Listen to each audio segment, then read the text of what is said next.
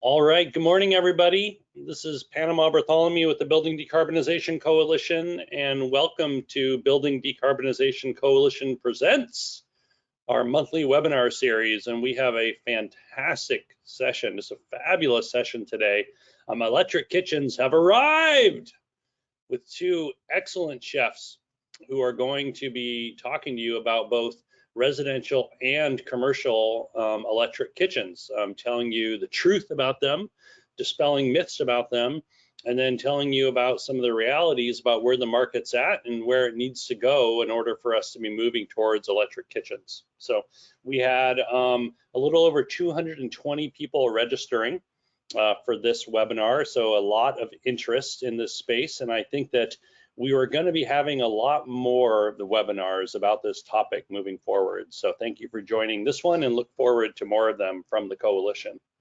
And who is a coalition, you ask? Well, the coalition is a collection of entities that work together to try to eliminate emissions from the built environment. We are made up of utilities, manufacturers, the design and construction community, local governments, and non-governmental organizations, all working together on both policy and market solutions to try to completely eliminate pollution from the built environment.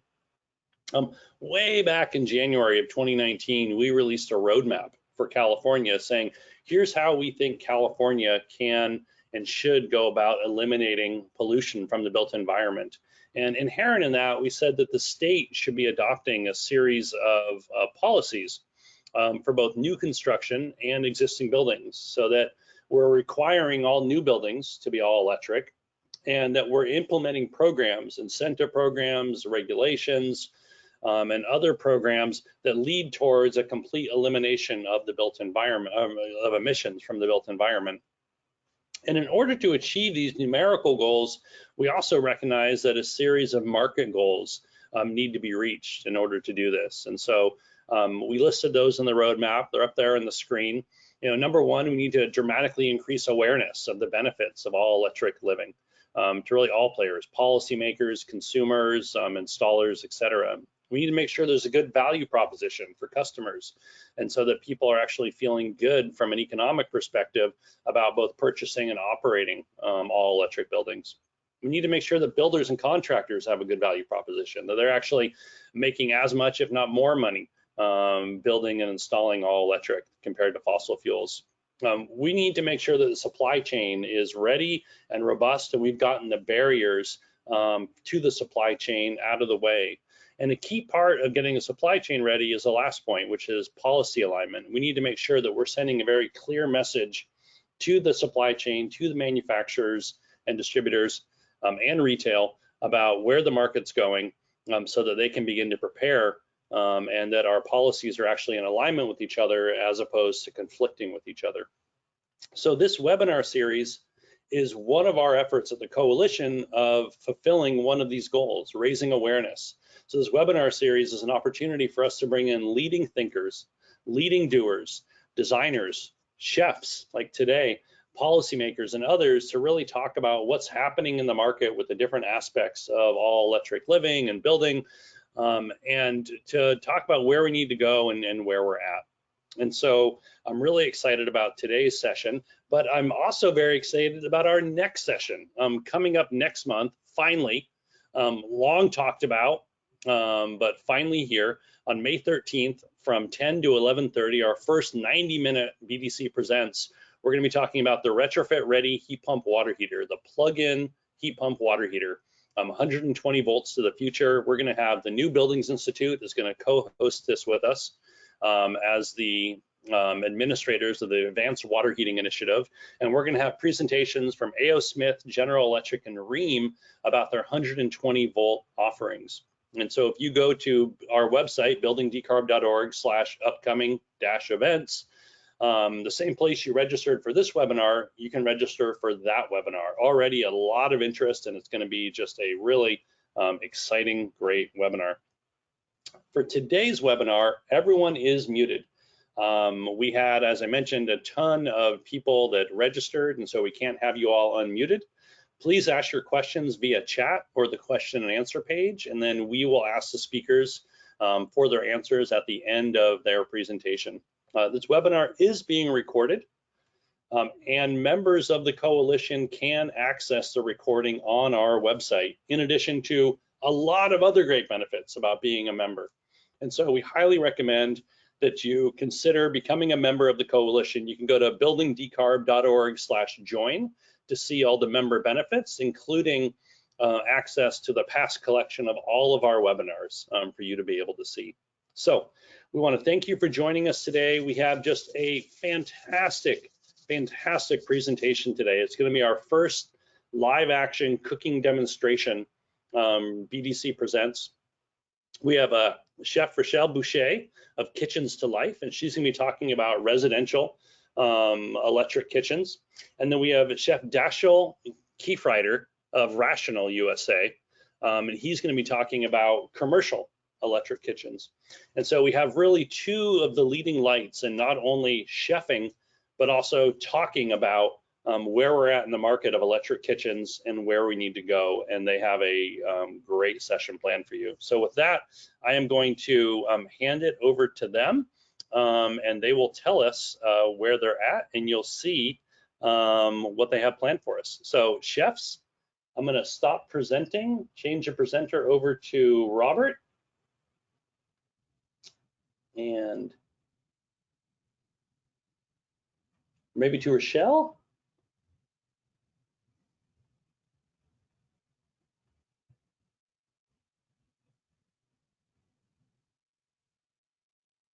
All right, I'm going to go on.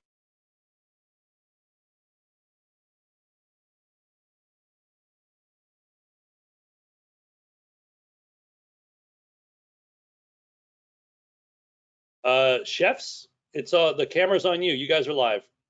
Oh, yep.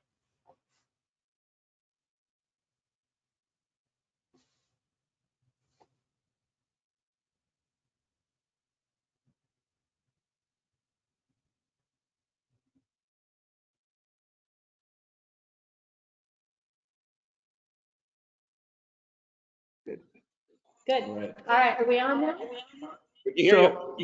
Yeah, tell him to go to Dashiell. So go to Dashiell. We want to put Dashiell's screen on. Dashiell.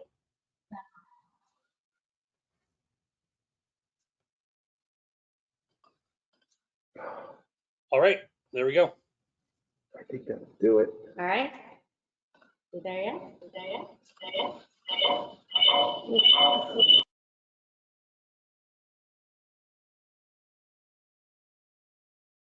Sorry about that. The joy of live cooking. I know, right? You're good now. No echo now. All right. Are we on the right screen now? Okay, great. Hi, everyone. And I had the opportunity to look at some of the signups, and I'm humbled by those of you that are on this. And I thank every one of you for your time. We're going to keep it rocking and rolling because we're pretty passionate about this. So I'm Chef Rachelle Boucher, and a really brief bio. I've been restaurant chef. So for me, I feel like I'm on the line right now, and like I feel like I'm back line cooking. Well, watch out. Lined up with the chef. So I had some restaurant background, which I really loved, and I became a private chef. So yeah, like you said, with the helicopters flying and all of that, I got to do a lot of that. Still get to do some of that for some pretty amazing people. But I've been actually a corporate chef in the luxury appliance world for many years. And so I live between the appliance and the human as hopefully a conduit. And then when Berkeley, a year and a half ago, when the city of Berkeley started their first announcement of the new codes, I inherently knew that this was my destiny because I am in love with electric kitchens, which we'll explain a little bit more. Absolutely in love with induction, and it's having its moment. What I feel like, I feel very lucky. My husband and I created Kitchens to Life. That's our company to address the electric kitchen movement. And really, we understand, we have a lot of understanding and empathy, not only for what makes electric kitchens sensational, and we're going to bust some of those myths, but we're also going to tell you the truth about the change. There's a lot of things that are hard about it. So I really understand. And then here I am at the Electric Kitchen Workshop. This is a space that was co-created with Kitchens to Life and Monark Premium Appliance right here in downtown San Francisco. And we have a live playground to share our passion for electric kitchens. So that's what brought me to this place. And I want to have, if you'll tell me, we want to introduce Chef Dash a little bit better. Tell us a little bit about your background. And then what is bringing you into this, what we call electric kitchen conversation? Absolutely. So my name is Dashiell Kiefreider. I'm the regional sales manager for Rachelle USA. Represent Northern California and Northern Nevada. Awesome. But it kind of feels like this job was made for me, right? I was born and raised in Berkeley. Yeah. I'm actually an Edible Schoolyard alum. I believe I was one of the first graduating classes, and that really kind of As a kid, you're on the Edible Schoolyard. I was, and I kind of catapulted me into my culinary career. Became a chef for a little while in Berkeley, and really that kind of coincided with energy efficiency and sustainability, because that's just the way we're raised out there, right? Yes. Then I joined PG&E. I represented some of our energy efficiency programs, and that transitioned me to the Food Service Technology Center. In fact, you're mentioning people on the call. I didn't see the list, but I guarantee you I know some of you. Totally. The brief page of who's sponsored and partnered, right? And Amazing. then So from Edible Schoolyard to PG&E, really understanding the energy side, to then the Food Service Technology Center. Absolutely. For people who don't know that, can you just give a 30-second of what that is, because or more? It's an amazing. When I saw that on your resume, I was like, God. So I was very lucky that in my role at PG&E, I represented a bunch of different aspects of energy efficiency, because the group there represented both food service, appliances. We did HVAC stuff, pool pump motors, everything, right? So I was exposed to a lot of different energy efficient technologies. The Food Service Technology Center is a space in San Ramon, and they're kind of the pioneers of the food service efficiency world, right? Wow. I was there as an energy analyst. So my role specifically was doing energy audits and a lot of things, but exposed to so many different things. But what they do specifically is they write the ASTM test methods for energy efficiency for food service equipment. To put that in layman's terms, Energy Star, right? Right. Some of our state regulations, and you'll see their impact globally. But we're really lucky to have them in our backyard, and I learned more there than I probably have in my entire career. Great staff there. I highly suggest you connect with those folks, but spectacular place. I love it. And we're going to talk about what you do now in a little bit. So currently you're the chef for Rachelle. We're going to dive into that as we talk more about equipment. So we have the residential chef, the commercial chef right here. It's so fun. And we met through, of course, LinkedIn. Everything for me happens on LinkedIn. I was posting about this, and it's unbelievable, the chefs, the leaders that reach out to me. I'm humbled. So you were saying, oh, this is great, I love it. And now, next thing you know, within a week, we were hanging out together. So it is, I hope to be an attractor and a connector, if we're talking about magnets here, for the electrification space. Briefly, I want to explain a couple things for context, and we'll start cooking, I swear, a demonstration. But when we talk about electric kitchens, very much of it, understandably, is focused on cooktops. So we're going to talk about induction today. We're going to talk about gas. Absolutely. We'll define that a little bit more. That's very much the heart of it, whether it's residential or commercial. Right. But there is a concept that I have coined, the whole electric kitchen. When I work with clients here, and I've discerned the same for you. Absolutely. When we're looking at putting together a kitchen, we're not just talking about cooktops. People have ovens, they have combis, which we will show you. It's just our love. They have all kinds of secondary ovens that tend to be used a lot. So it's about looking at the entire kitchen. I mean, almost everything in a kitchen today plugs in. Is that the same for commercial? Yes and no. Yep. I would say there is definitely the opportunity to plug in, but certainly on the commercial side, you need a little bit more juice, right? For lack of a better word, to make them operate to the standards that we expect in a commercial space. Absolutely, and we're going to talk about that as one of the truths of converting to electric kitchen. So in the whole electric kitchen, we're going to show a little bit more about that. But you have found, Dashiell, and I have found that there's a new way of thinking about today's kitchen. People are expecting more from fewer appliances. They want more control, and they want it to be safer and healthier. Yep. We got this, okay? You've said that you've watched a transition sort of since the 2000s. What trends are you seeing in commercial kitchens today? So definitely a transition has happened, right? The commercial world is super interesting where we had a lot of regulation pushing behind the scenes where some of the chefs may not have known, right? Right.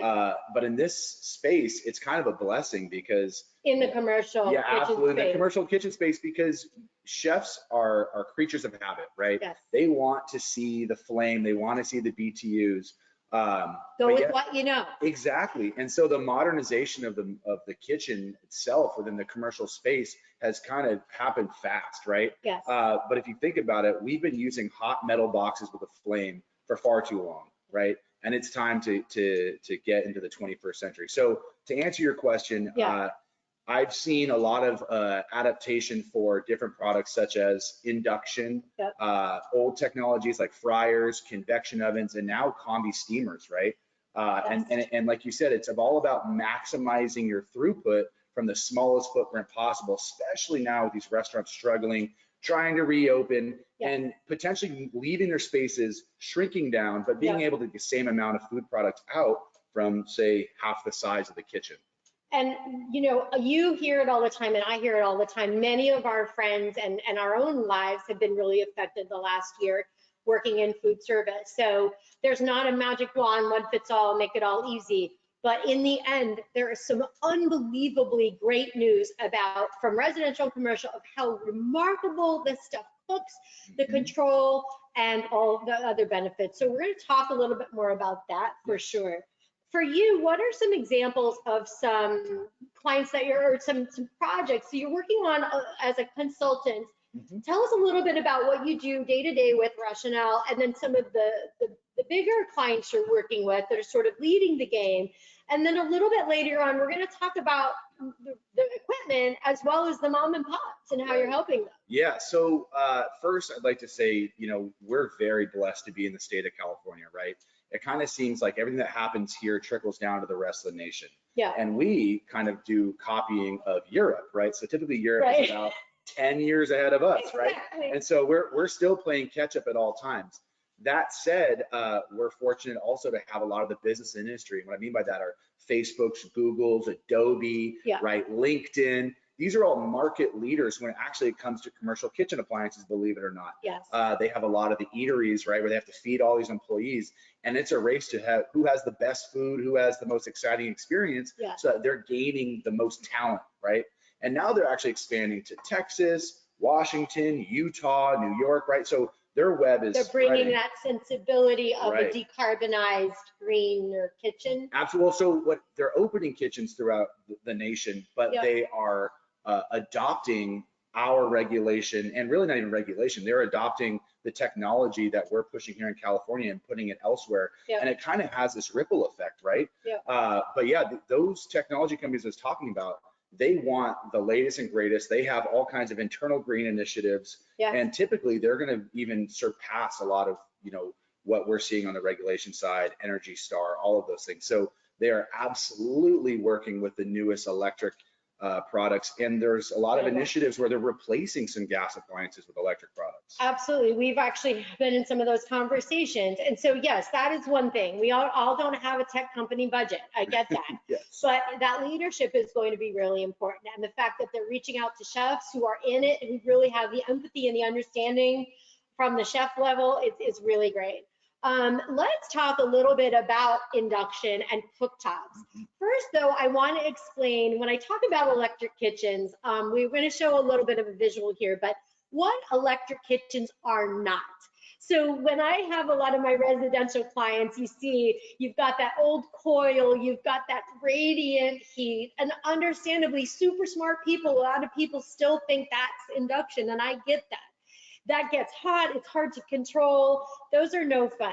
I do also want to explain a few sort of nomenclature in terms of when people come in and shop with me or anyone here at Monark, we'll take a look. So it's important to understand what a range is. In a range is the whole, it's the cooktop and the oven together. That can be gas, electric, induction, or dual fuel. Now, what's confusing is in the commercial side, they call a range a plug-in. So it's the words are all different. But that's often what's called a range. So when people come in and they say, I want to change my stove, that's kind of an old-fashioned word. It's a little bit hard to discern. Do they mean range? Or if we take the next step, there are also range tops. So the gas range tops are literally that big top of the range that goes in and wraps around the front. Very high BTUs, very big need for a lot of ventilation on that in the range. And then there are cooktops. So if you take a look, this right here is a cooktop. So you could have a gas, induction, electric cooktop, and that goes all the way, fits all the way inside the countertop. And amazingly, an innocent looking induction cooktop can have way more power than gas. So we'll start, you have worked with induction before. I have, yes. Love it, for sure. It's What do you think? amazing stuff. Well, so I just like the control, right? Yep. And I'm gonna get started meanwhile. So this is I wanna hear from your point of view. What we're doing is we're working with an electromagnetic field. It is going into the pot and it is creating a connection. It heats the pot directly. So you have a lot of science around this from your other life. Yeah. What I'm going to do is I'm going to put this, so this is cold water here. I'm going to actually put this on and we can literally watch this pot boil. This piece is a residential piece. I know it's pretty sexy. We were looking at it before. This thing is incredible. It's gorgeous. This is by Elica, which is a company that we have a lot of fun with, has built-in ventilation here. I'm going to put this on. I'm going to warm this up and just boil water and maybe cook an egg. Talk to me about your life in induction. Yeah, so at the tech center, I got a lot of exposure to different products, and the changes in modernization of the induction top is spectacular, right? Mm-hmm. However, still in the commercial space, it has not quite caught up to the residential space. I know, these are a little bit more advanced. And it's kind of mind-blowing to me because induction technology is here to stay. Yeah. It works better than gas ranges, right? You heard it here, folks. It really does. And the control and the preciseness that you get is unparalleled, right? Yeah. Try making a bechamel on a gas range and then doing it on an induction, right? Where you can control the temps, you're not scalding your milk. I mean, whatever, right? That's an easy example, but you can also switch. I actually did a bechamel. I had a client that wanted to switch over to induction, and I did a Zoom consulting from my house to her house, and we made a bechamel, and I was like, oh, I got this. Yeah, that's easy. I got this. But easier on an induction top because you have the control, right? Yep. And that's really a rationale too. We've introduced some new products which we'll talk about. Yep. But it's all about the precision and intelligent cooking, and that's what electric cooking does for you. Absolutely. What is different here, some of the induction tops have temperature controls. Some of them have numbers. So for me now, yes, there is a learning curve. So one myth is that it's not as powerful. It's more powerful than even the highest BTUs. And you can talk about the efficiency in a minute, that gas the efficiency. Another thing is it's not as controllable. It's more controllable. Once I know, for example, 6, what that equates to in my mind, I don't have to do this where I'm tipping my face down and looking at the heat. I have an exact temperature. Some of them you can dial a precise temperature. I use this fabulous plug-in smart cooking unit by Heston Q. We sell them on our website. They're the best. It's a smart hob, a pan, and an app, and it hooks my food to the app. And people say, oh, well, that's just for people that don't know how to cook. No. That's for chefs who want the exact perfect result as well. So super fun.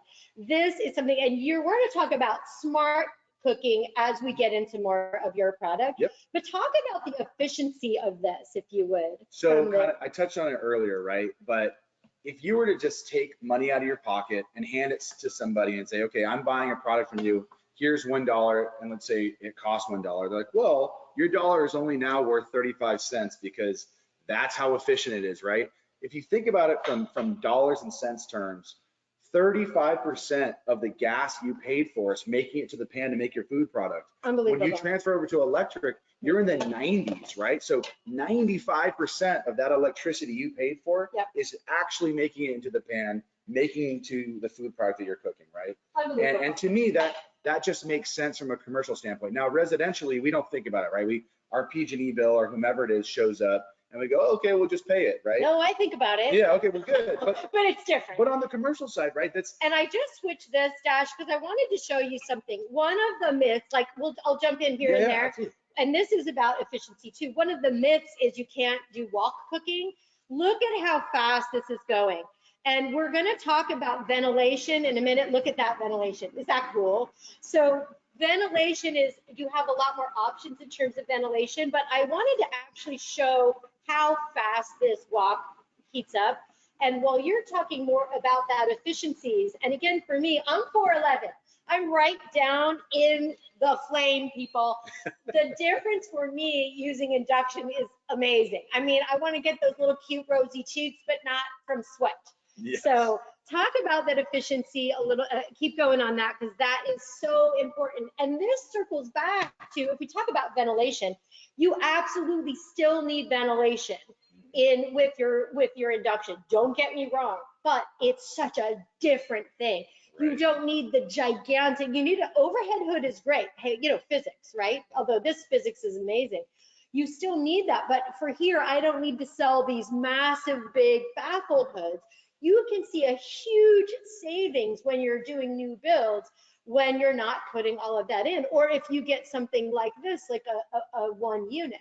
Yeah. So you have go back to the efficiency, talk about your power, but then you also think about the savings on the whole efficiency of not cranking your AC, not having as much makeup air, Right. and different hood systems. So one of the right? benefits definitely is the latent and sensible heat that does not come off of the induction tops, or in my case, the electric Rationale cooking systems. Yep. I will say though that at Rationale, our units, whether they're gas or electric, do put off the same amount of heat. However, the electric units, you can run ventless, right? And ventless technology, I'm sure, is something that you'll touch on or you guys have spoken about in the past. But the commercial side, it's so exciting because no longer you have to install these huge like lineups of hoods. And Right. we're talking about old spaces like trying to retrofit. Volkswagen size. Yeah, well, so a building like this, right? We're trying to ventilate through the roof or out the side of the building. There are so many components that come along with that, with pollution control systems, Yeah. running, the ventilation through apartments or whatever it is, right? Right. So when you go to the electric side, you can do ventless technology. So for us, we offer my bad, something called the UltraVent Plus, which is actually a product that, so if you buy a Rationale combi oven, Yeah. you can plug it in, have a self-ventilating system, and you're no longer underneath your range hood, right? So a lot more flexibility, a lot more options. And the Got same, I would say, applies to what you're doing, right? I'm seeing this is a completely integrated ventilation system that saves you so much space and an additional cost. Unbelievable. So we understand, you understand, and let's talk about Rationale. We really understand that it's not everybody can just snap their fingers and make, here, I've got to shut this off. So let me talk about myths. So one myth is cookware. You can't use all kinds of cookware. Some cookware you cannot use. Most you can. And whether it's, this is my old school Chinatown legit wok. This thing, it gets so hot I have to turn it off immediately. Non-stick. Now, different in the restaurant world. The restaurant world has more aluminum cookware, more cheaper cookware, which isn't good to cook with in some science folks know this. However, it is different. So with restaurants, that myth is a bit more prevalent. It's a bit more true. Which is one thing. So one of the myth is power control. I shut this egg off, and my old school mindset is to move it off. Right. I don't have to. I can leave it right here. Your heat goes off instantaneously. So that's really, so myths and truths kind of in that way. You also, one of the truths is certainly, or one of the myths is about ventilation and the cost, and you've kind of clarified a lot of that. Let's talk about your role with what you do. Yep. So we've talked, I am in love with not only induction cooking, it's my favorite, but also combi steam cooking. So we talk about the whole electric kitchen. We have, and Rob can show you, we have an image of the combi steam. So there is my combi steam pans. I'm big on Chinese New Year. I love to learn from people about it. And I'm able to put in tons and tons of fish all at once instead of one fish in the wok on a steamer. Yeah. Very difficult. And then the combi steam itself is an oven that's one for the home. Many brands make them. Wolf makes them. Miele, Thermador, I think Fisher Paykel is coming out. It is a small oven with steam, convection oven, and in some cases a broiler. Let's talk combi steam big style. That's what you do. That is my entire world right now. So Rachelle is actually the inventor of combi steam technology. Rachelle was founded in 1973. Love you, Rachelle. Right? Thank you. And you know who's really to thank?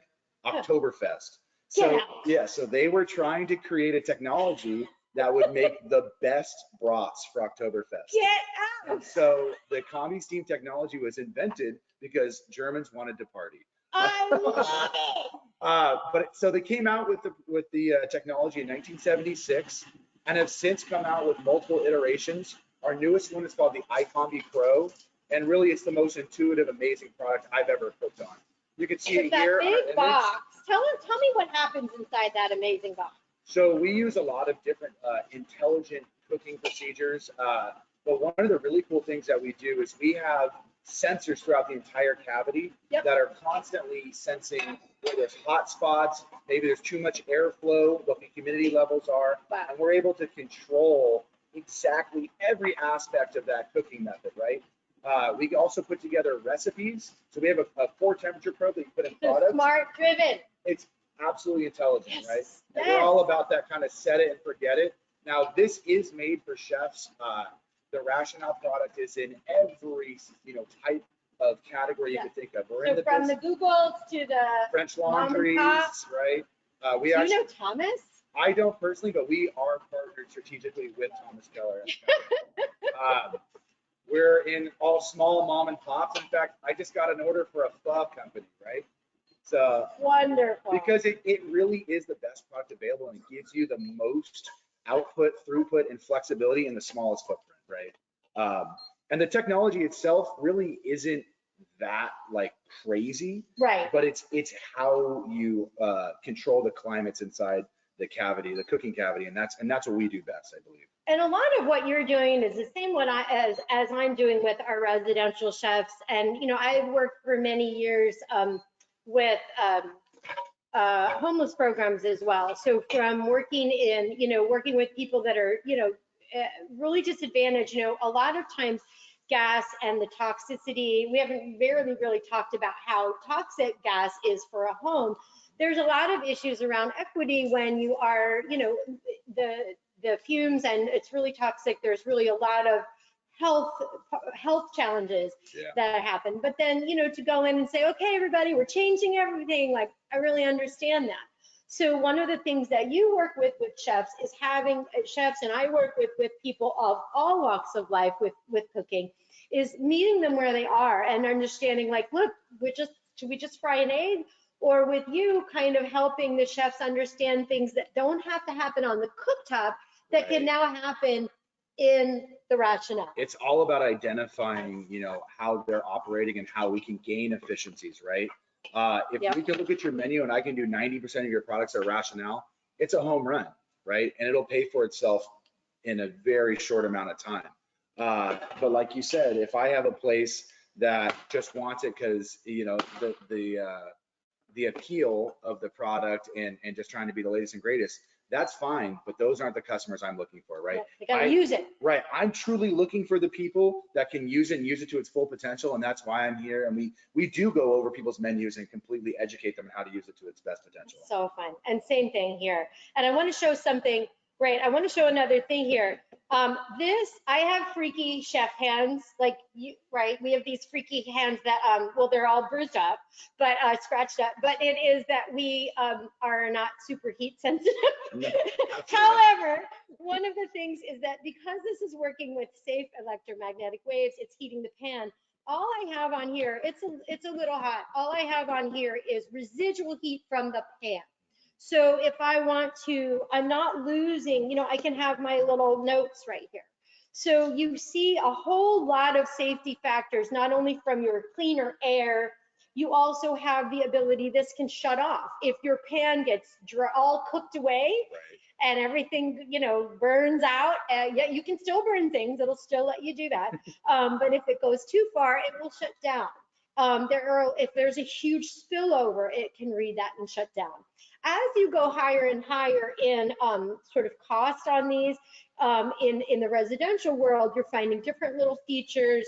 You're finding on-offs. You're finding even stronger glass, different styling. So there's things like that. Now for you guys, you have different sizes of Rachelle, and then you also now have a new line of skillet. So this is very exciting. Electric kitchens rock. In a very rational way, we launched a new product during the COVID year, right? Sure. This product has been around in Europe for about 10 years. It's called the iVario. It is a kind of catch-all product that the combi cannot do, right? It uses the same intelligent cooking paths that we do in the combi oven. So same thing, you stick a core temperature probe in the product, have a recipe, describe it set visually. it, forget it. What is it? Absolutely. We don't have a slide, but it's like a big, huge square pan. So we have 4 different sizes. Those of you who are on the commercial side will know what I'm saying. I say a tilt skillet, but those of you who are not, a tilt skillet or a braising pan is one big griddle with walls, if you can imagine that, Square. right? I could Up to fit 40 into that. Up to 40 gallons, sometimes bigger. Ours, the largest we make right now is a 40 gallon, but we use ceramic heating tiles on the bottom, and it gives you the precision to choose exactly what temperature each zone is going to be. And you have up to 4 zones. So if I'm a small burger place, I can actually do buns at 350, and I can do burgers at 450. We can go all the way up to 525 degrees. So the technology is here, and it is going in the end. There are ways that, so you work with now, like also mom and pops. So when you're dealing with, people that have gone through a really hard time over the last year, but yet they are forced to cut back staff, although they're rehiring again, it's getting livening up. How do you work with them on, the iVario and the rationale and the bigger picture for how to retrofit their kitchen? Yeah, so I actually have one customer right now in Mountain View, and as you know, may not know, Mountain View and Berkeley and some of these other forward-thinking cities have put regulation in place that new construction by June is going to have to be all electric, right? Yep. And so I have an older Italian restaurant that's really established and is looking to expand, but they're building a new facility. So they came to me to say, hey, how can we shrink our kitchen size down and do all the same things that we were doing before, but do it out of just 3 appliances, right? And that's what we were able to achieve with our iCombi Pro and our iVario. That's awesome. But we're talking about doing all kinds of bolognese sauces, boiling of pastas, roasting of meatballs, slow overnight roasting, stocks, everything, right? Incredible. So it's all about just expanding your offerings and doing it again in a smaller footprint with a more efficient piece of equipment. Absolutely. And chefs, we are notorious for we're tough and we get burned and that's our life and we don't need to breathe fresh air, but you know what, we do. And it really is, I am seeing a big change in the industry from when I came up in the restaurant world where, we are looking at what our rights are and how we should maybe take care of ourselves a little bit better. And workplaces are acknowledging that. So the old broken down crusty chef with all the broken knees, they're still out there. We're still a little broken down, but it's really trying to make to bring some equity to the staff as well. Yes. And you had pointed out that it actually affects, that's the back of the house. We're the back of the house team. It also affects the front of the house. Yes. So talk about how that might affect the front of the house, because you had a good point earlier. Yeah. So kind of talking about the interactive effects of how these different appliances work with each other. And so anytime you introduce heat to a space, you have to condition that air down, right? Yeah. And so traditionally, the kitchens are allowed to get as hot as they need to, or as hot as they get, Drink right? another beer. So yeah, sometimes you're working in areas that are 100 degrees, and if, let's say you're in Texas, you've got 80% humidity or something crazy like Florida. that. Florida, Yeah, there you there. go. Yeah. And so removing that heat component from the back of the house allows you to condition the air less, because now there are regulations where you do have to condition the space. Yeah. But more importantly, you're saying the front of the house, the old traditional style kitchens, that heat has to go somewhere, right? And thermodynamics, they love to interact cold and hot. So you have to condition the space so your customers are comfortable. Absolutely. I have the same with my client. I get to be a private chef for some unbelievable people. I was working on a gas range, and the sky was, blood orange from the pollution and the fires. And I get a little emotional just thinking about it. And it was really hot in the kitchen. I don't care about me. I can get as hot as I need to, but couldn't really open the windows. So really thinking about my clients, and they're wonderful. They were totally understanding. We couldn't open the windows, but seeing how hot it got in there. And then I have a family member who has asthma and is almost instantly triggered by gas cooking. Wow. Like that. So, lots of personal things that I've seen directly, and indoor air quality and outdoor air quality is becoming really, it's impacting us, as well as environmental issues are impacting chefs every day, on lots of ways. So in terms of, we want to get to a lot of questions. I know that we talked about a lot of important things today, but tell us a little bit about, what's coming up for you in the future. We have an event tomorrow, which we'll talk about in a minute, but yes. what do you think, what are maybe something we haven't touched on, or how would you like to sort of wrap up with everybody? And then how can people work with you? That's really important. Yeah. So the one thing is, I really feel that there still is this gap between regulation, and working with the chefs, right?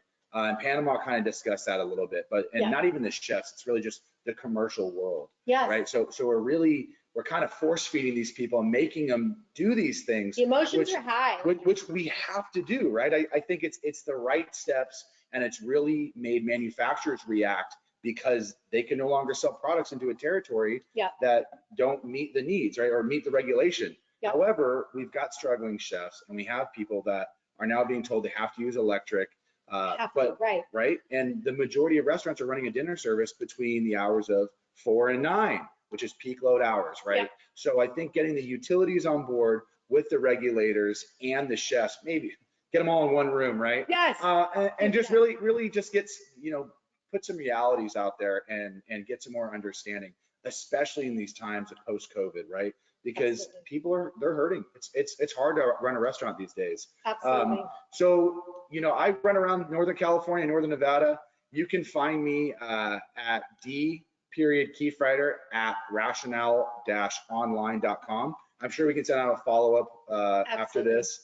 But I'm happy to do education to help people, consulting. I work with just a ton of restaurant consultants and architects, and I am constantly pushing, let's go electric, right? Because it really is the way of the future, and I'm a huge fan. Absolutely, and it's right here, right now. My role is to ask my appliance manufacturers and representatives to show off their induction and to show off their combis and to show off and really raise up a whole electric kitchen concept.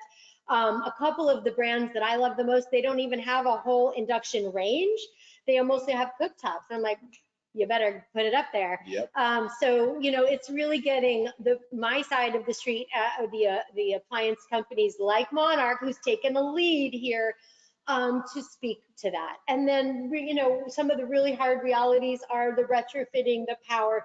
There are things that are hard. These units can cost more than a gas unit, but your kind of least induction unit has more cooking power than even a much higher power and more expensive gas. So you're kind of sometimes talking like, apples and eggplant. So it's a little bit different. So talk to us. We're here to help. We really, really do love this, and we speak chef. So that helps. And honestly, 40 minutes isn't even enough to broach the subject, right? Because there are so many things that we can cover. I melted some chocolate for us. Where are the strawberries? All right. It's not seasoned yet. Oh, you're right. You're Almost. right. All right, back to you, Panama. Thanks, everyone. We hope that this was helpful. What questions do we have? Chefs, we're just getting great response. We're having people tell us it's our You're best muted. our best one ever. So I think we're going to have to have you guys back for all of our seminars. So the first question that we have is, why do some chefs prefer gas stoves over electric or induction? So you want me to take this one? Yeah, take. This is it could be a topic of debate, Mhm. but I would equate it to the old horsepower, right, and Yes. torque muscle car Love that. versus, the Tesla and smart technology. Yeah. We are used to seeing horsepower and BTUs, right? Because for whatever reason, we think that BTUs equates to a better quality Okay. product, right? Yep. And that is not the case. So I would say it's more educational based. Yep. And then also just an old school mindset, right? Seeing a flame is what, as a chef, that means I'm cooking, right? It's sexy. Who doesn't want to watch these, these Netflix series with the guys are digging pigs out of pits and whatever, right? Totally. But on a repeatable results standpoint, flames are not the way to go, right? Yeah. Truly, electric is the way of the future. Yeah. But just short answer, education. Yeah, and same thing for on the residential side. People look at this little innocent looking thing or any type and they like, what is that? Or even a little small combi steam oven. They're Right. like, that looks like small. What's that going to do? It's really getting, first of all, what's important to them? How do they cook? How can this become easier? And then people like myself, my colleagues here at Monark, either showing it or really having enough empathy and care and understanding to sort of to follow up and make sure that they know how to use it or understand how it works. So Yes. we do that here. Sub-Zero Wolf does that with education programs. Mila does it. A lot of different companies do. I'm also trying to elevate all of those chef educators. There's a lot of us out there. We need more work.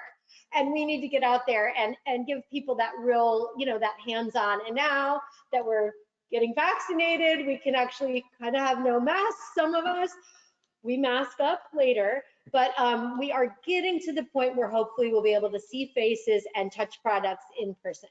Yep. Great. Thank you for that. Next question is, what are your thoughts about using electric or induction cooking for different types of foods by ethnicity, such as high temperature Indian food or wok-based Asian foods? Yeah, I mean, I can speak to it briefly. One of the things, and then get your thoughts on it, one of the things that I have done is workshop with people from all walks of life. So I have worked on 19,500 BTU gas range top, right next to an induction top with families, and they brought, chapatis and all kinds of things, and we workshopped all of those things. So charring a pepper can happen in your broiler. It can happen in a super smoking hot induction, a cast iron pan on induction. My wok gets smoking hotter than even 19,500 BTUs. I actually have to turn the wok down sometimes on this. So it's having empathy and having understanding of where people are coming from and their traditions. But I have found very few things that you can't hack quite easily. It is a little hard. I can't really char a tortilla. I can put it on you can put it on a smoking hot pan.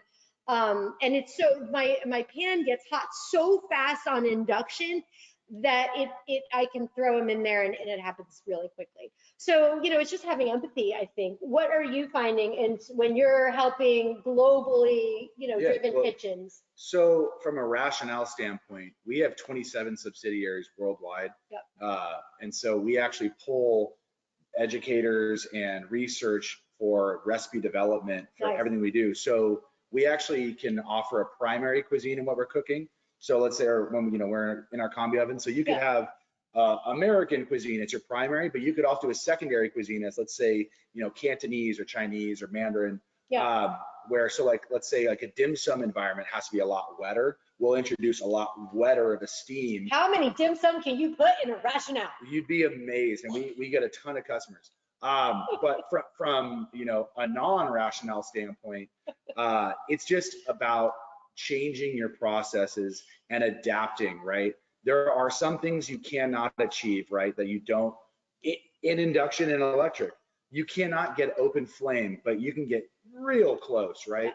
And in a rationale, I can char a bell pepper worse than you could on, on a charbroiler, That's right? I That's mean, right. it's just, the technology is getting there, Yeah. but like you said, it's about empathy and it's about education and it's about working with people on changing some of the old school mindsets of how things need to be cooked. Absolutely. And many companies, like I was speaking to the VP of Jade Range, and I know they've worked with you, Chef Chris Scarlazza out there. He's another one of our tribe. And so they're working on a killer induction wok. That's, again, restaurant quality, and there are some that exist, but there's something kind of special. It's sort of like an induction wok 2.0 that is a curved wok restaurant surface that's supposed to be really exciting. Very cool. So it's coming, really fun. Awesome. So we have a couple basic technology questions, and I'm wondering if Chef Rachelle, if you could just explain how an induction range works, and then Chef Dash, if you could just explain very simply how a combi oven works.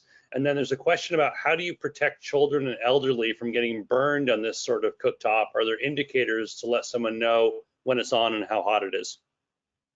Yep, absolutely. So the first part, so how it works is we get a magnetic wave, and we can maybe show that. So you can see here, there is a very low, a very safe magnetic wave that comes to here, that is generated when there's a pot on. So for safety, first of all, we can cover this up and like put a bar on here and like pour champagne right from on top of here. So one benefit is you don't have a big hole in your countertop. Cleanup is a dream, but from a safety standpoint, with induction, you have to put it on, and then you have to have a pan that a magnet sticks to, or a magnetized pan, which is again a lot more cookware than you think. And then you have to select a temperature. So you have to do a lot of things to turn this on. Your cat can't cook with it, promise, by walking across it. And then the heat, this is totally cool now. And yes, there are heat indicators as well that tell you that. But even if it was super hot, the type of burn or the level of burn you'd get is it's much lower. So it creates a direct magnetic wave, excites the molecules in the pan, and your pan becomes your vessel. Also, this stays much cooler, your handles. So on that part. And then your question to Dash. Yeah, well, just to touch on that, I would say it's much safer, right? Anytime you remove open flame and truly the escape of the energy itself, And the gas. much safer, right? Yep. Much safer, right? Less opportunity to burn yourself. And there are indicators on almost everything that is induction based to tell you when a pan is being heated up. Yep. All right, so that's It's hard to see flame on a gas. Yeah, it is. They can be really tiny, so they're hard too. So on the rationale side, what a combi oven is and combi technology is the introduction of convective heat and steam together in a single climate, right? The way that we do it is we have a heat exchanger that is introducing the heat, whether it be gas or electric, the electric being a little bit more efficient. And then we also have a steam generator that introduces fresh hygienic steam when you want it on demand.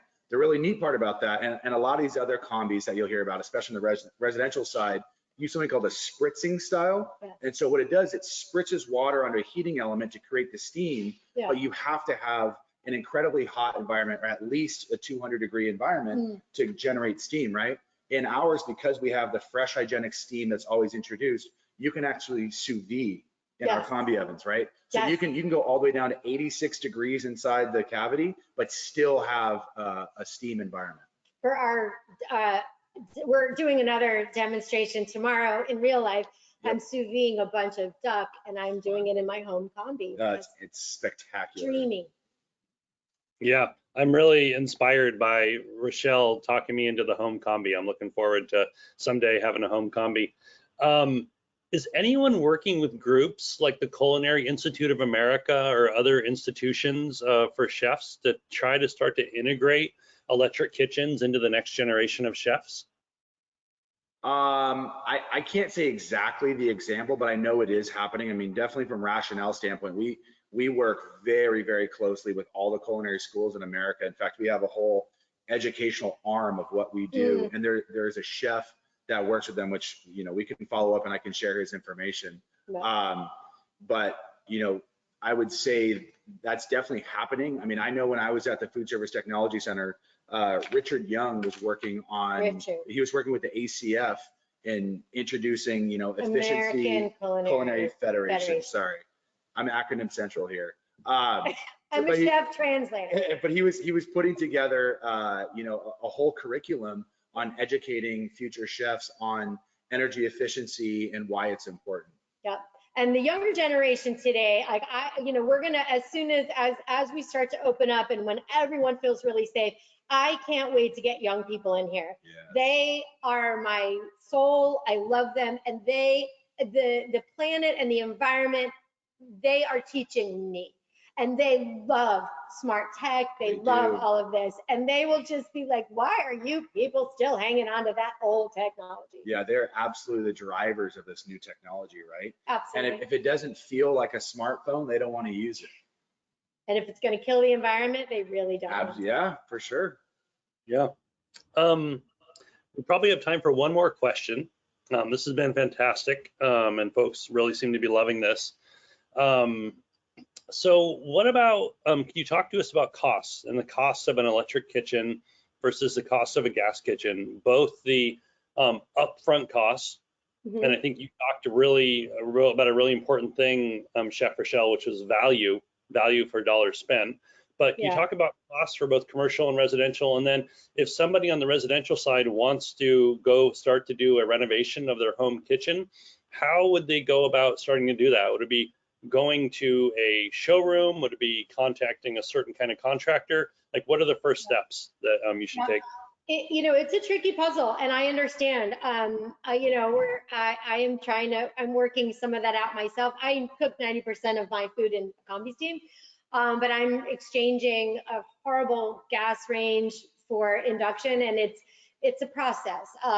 So it's really important to really look at what options are out there. There is an amazing induction buying guide from some of my best friends in the world at Yale Appliance out of Boston. They have, it's Yale Appliance. I practically work for this company, although I would never give up my work here at Monarch. But they have a be all end all induction buying guide that is untouchable. And it really walks you through all the steps of that. We happen to see very eye to eye on what products are quality.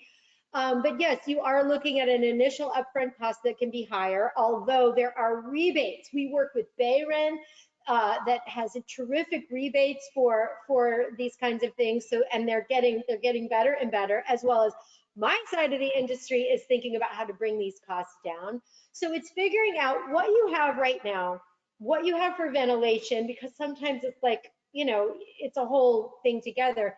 And then often we can replace those things in fewer appliances. So instead of people having a 36 or 48 inch gas range and another oven and a microwave and a this and a that, I can do it in fewer appliances often. But again, you know, we want those initial appliances can be more. And then again, if you think about how your ventilation or your makeup air comes in, that can be a big difference. So people who are retrofitting, figuring out what appliances would work, what fits, because 136 does not fit in another 36. The cutout can be really different, so it can be tricky. And then looking at the Yale induction buying guide, I would highly recommend that. And then working with your contractors and electrical people to figure out how to work through the electrical load, for sure. Yeah, on the commercial side, it's a little bit different, right?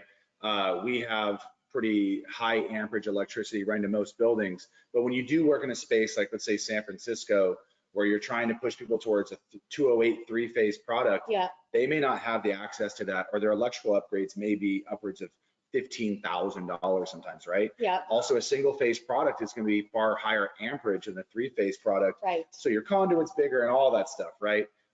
So it's really identifying if it's a feasible option. And then, working on the ROI. I have a small Japanese market in Sacramento they're doing 6 different grilled products for their little to-go bento boxes. Wow. They were doing on a 3-foot charbroiler, or I'm sorry, 2 3-foot charbroilers and all these other products. And we put them into a double stack combi, and they're doing everything in there now. That's awesome. And Bayren, if you're in the Bay Area, Bayren has a Home Plus free advisory program. So if you go to bayren.org, you can get their Home Plus free advisors that will walk you through that. So there are resources. And then join the BDC, everyone. Absolutely. Chef Dash, Chef Rachelle, thank you so much. I mean, we could spend all day with you. This was fantastic. Thank you for all the information, and thank you for your leadership in this industry. We're at the ground floor of this, and when we look back about why we're able to achieve our goals, a lot of this is going to be based off of the work that you're going to be doing in this space. So thank you for today, and thank you for your leadership. And thank you all for joining us at the BDC Presents. Join us next month for plug-in water heaters. We will send a follow-up email that'll have contact information for both of the chefs today if you want to reach out to them to help you with your residential or your commercial projects. But thank you very much, and keep on decarbonizing out there, everybody. Bye-bye. Thank you. Bye, everyone.